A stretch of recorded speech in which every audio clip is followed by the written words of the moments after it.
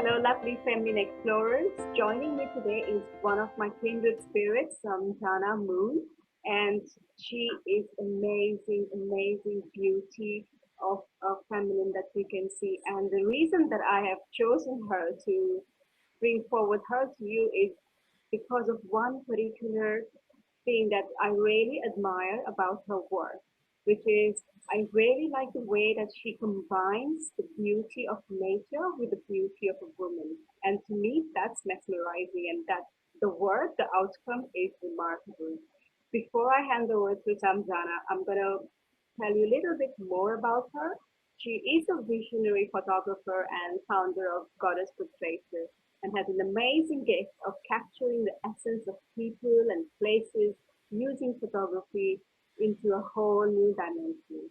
She's very passionate about redefining cultural ideas of beauty, femininity, and is also an expert in revealing the beauty inside every woman, irrespective of age, size, lifestyle.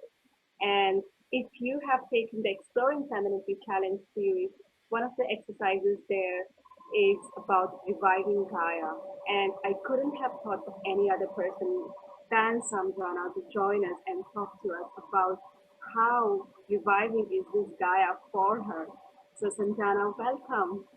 Thank you. It's lovely to be here. Thank you very much for a lovely introduction. So tell me about Goddess Portraiture. How did that begin for you? How did it begin? Yeah. It started from really just, as you said, my passion for wanting to change things. It started out as an art exhibition back in 2009. And I just wanted to, offer an alternative image of womankind. Not something that was sort of gritty and hard, but something that was still very beautiful, but that was more authentic, and that showed, some of those deeper aspects of the feminine that we don't necessarily celebrate in our culture. So we often celebrate the sort of young, playful, adventurous maiden energies, and we also celebrate obviously very sexy, fertile woman energies. We don't necessarily celebrate the mystic aspects and the wise woman aspects of the feminine, which are equally as important as the others. There's the light and the dark, and they both make us complete. And by our culture not celebrating those darker qualities, it can, it belittles us in some way. It doesn't allow us to really fully step into our power, because it's the inner world which allows us to develop our unique qualities and find our place within the world. That's how it all started. Good.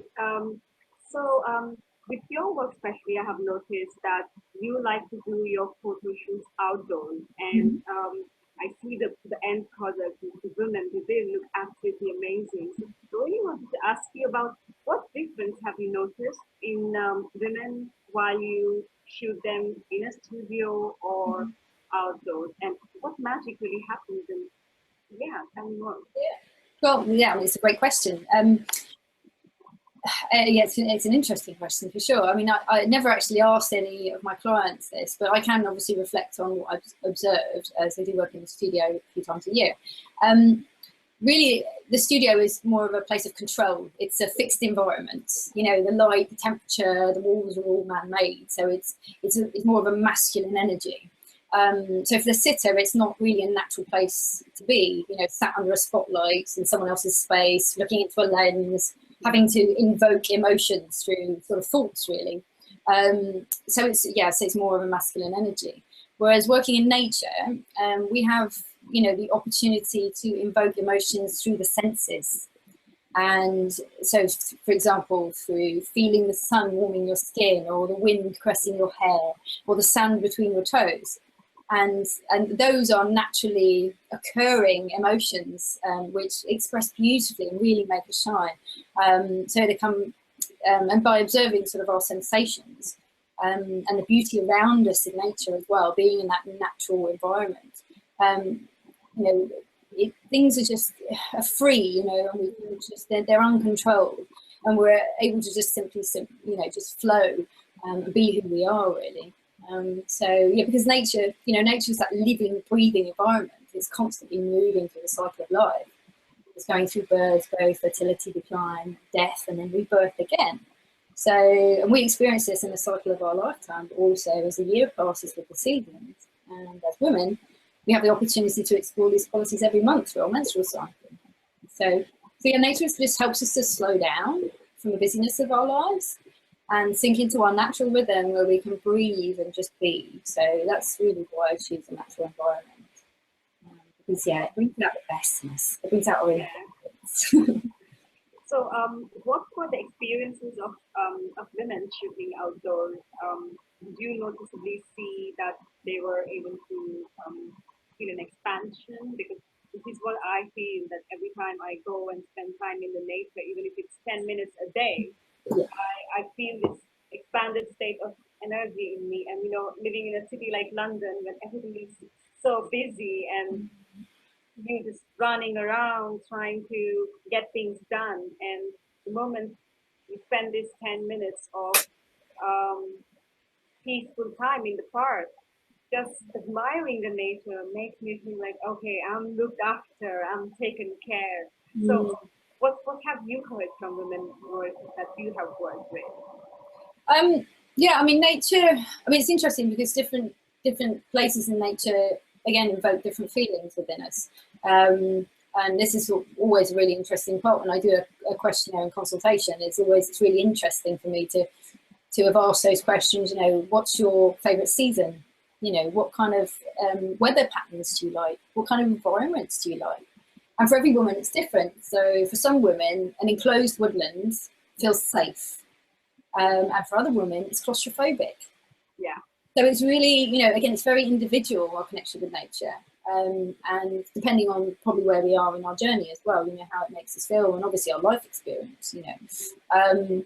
And so yeah, it's very different for every woman. But when I work with women, I choose, because I do, you know, the pre-work with them long before they see the camera, I take them to a place where I know they're going to admire, and you know, they'd be like, wow, look at this beautiful waterfall. Yeah. Wow, look at this, you know, look at the view here from the top of this hill. Or, wow, look at this beautiful beach, or look at this flowery meadow.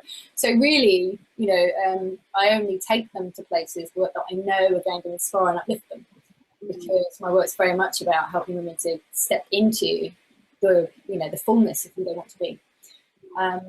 And yeah, I do those sort of the four archetypes really of that maiden, mother, you know, wise woman, and the mystic. So we look at that in a sort of wheel, what they have, which is all connected with the seasons, and find out where she wants to go. You know, where is she connecting with? Where's she not connecting with? And if she's not, does she want to go there, or does she not? If she doesn't, then, you know, maybe not. So it's really about just defining those before, and then going out to nature and creating those scenes, you know, choosing the right season it might be, or it might be the right environment, you know, it might be that we need a lot of water energy to work with the wise woman energies. But I think, you know, for me, nature, I travelled all around the world looking for wilderness. I spent many, many years feeling drawn to wild places, and everywhere I went to, every scene would invoke a different emotion in me, and it would help me to explore a different aspect of who I am. And I didn't realise it was doing that at the time. I mean, of course, I was feeling all these feelings, but now looking back in hindsight, I can see how it helped me to explore my feminine, you know, and not just my feminine, but everything about who I am, you know, what I'm good at, what I'm not good at, what I like, what I don't like, you know, and we only have a limited view of that in our world here in the UK with our friends, family, and our, you know, and our job and who we are. We have all these labels, but when you take away the labels, who are you really? You know, how do you really interact with life? You know, what really makes you happy? What really makes you sad? You know, what do you really care about? So for me, traveling around the world was just such a huge eye opener for me. And they were all a journey into myself as much as they were into different countries. And that's kind of the wisdom that I bring to the work now, is actually sort of, how can I help a woman to explore, you know, aspects of the feminine through nature? And so yeah, it's different for every woman, but at the end of it, there is a common thread, and it's self-confidence, self-awareness, you know, a greater sense of who we are and how we connect with things, but all women have their own magic that comes after that, because again, we're all unique and we're all on our own journeys. So for some women it's heightened psychic awareness, or for other women it's, they suddenly fall and find the man of their dreams, or Yeah, or that's what I wanted to ask you. If you had experienced some kind of healing through nature, because yeah, that happens, and it happens yeah, I every think day. it absolutely does. And I really, when I go out with somebody actually on the day, I really just trust that whatever needs to heal for them, whatever needs to transform for them or transmute for them, whatever it is that they're wanting to let go of or to move past or to move into, that just happens. So, I do really feel that every photography session is very sacred. It's a wonderful opportunity for me to hold space for someone for that to happen. And for some people, it's a really deep level of healing. When I work with women that have eating disorders and body dysmorphia, it can be really deeply transformative, and it brings tears to my eyes. When they see their finished portraits and they just can't believe it's really them. I mean, that's just amazing. And that's at its very deepest level. But, the thing is that, a lot of people think, oh, it's really, self-indulgent, and why would I want to create a beautiful portrait of myself? And my answer always to that is, well, why wouldn't you? Because actually, when you celebrate yourself, other people will start celebrating you. Yeah. When you appreciate your majesty, your beauty, your grace, your whatever it is, that you're looking for within yourself, that's going to make you feel, confident, happy. Let's create that. I have my own goddess portrait on my wall. Yeah. Here. That's lovely. Thank you. It was taken in New Zealand by a good photographer friend of mine who I was coaching while I was there. But yeah, for that really embodies grace for me. And it's very much a swan energy. I'm kind of looking down, and it's very graceful, and the wind's blowing. And you're by the sea. Yes, yeah. So it's sort of horizons, and there's reflections in the water, and it's just, for me, it's just a very peaceful, calm image. So when I get really busy and I'm kind of like, oh, I've got all these things going on, and I can get a bit kind of like, oh my goodness, how am I going to do it all? I just go and look at my portrait. I have this one here. I might have to put one in the bedroom for other things.